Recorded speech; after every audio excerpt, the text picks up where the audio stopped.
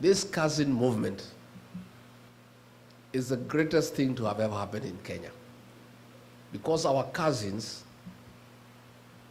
have been misused by Raila for a long time.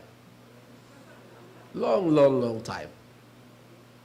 Every election cycle, he has been mobilizing my cousins from the Mlembe nation, from the Kamba nation, from the Luya nation, from the Kisii nation, from the Mijikenda nation, from the Taita nation, and mobilizing all those cousins and cheating them that he's taking them to Canaan.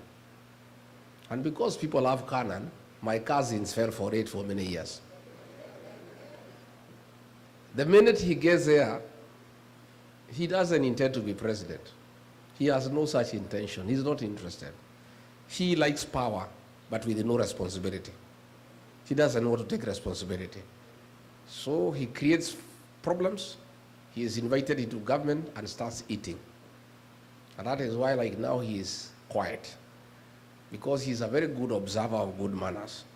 When you're on the table eating, you don't talk.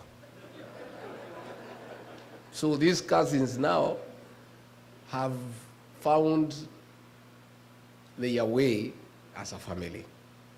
And now all the cousins are talking the same language. So I saw Tinga the other day crying about cousins. He was crying in a funeral. Instead of mourning the late Phoebe Asio, he was mourning the loss of cousins from his grip. Because these cousins were mechanuka. And you know, the other day when he brought problems, he was invited to the table by Ruto to eat together. He forgot all the cousins and went alone.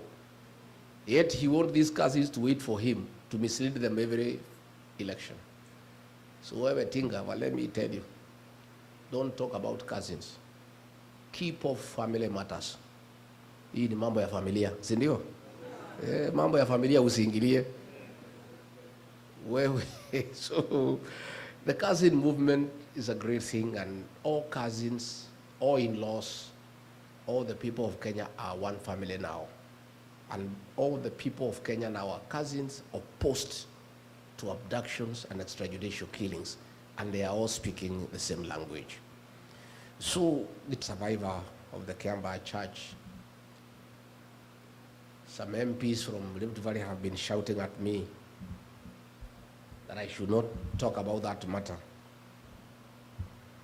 We must talk about it, because history informs the present, and the present informs the future. The scars of Kiambaa Church are evident with Anthony here, and he has done well to document that history. We forgive, but we have not forgotten. And we are saying never again shall we ever allow what happened in Kiambaa and in the Rift Valley ever to happen again. Kenyans must be allowed to make their choices freely on who is to govern them, who is to lead them, without any reprisals from anybody for whatever reason. As we seek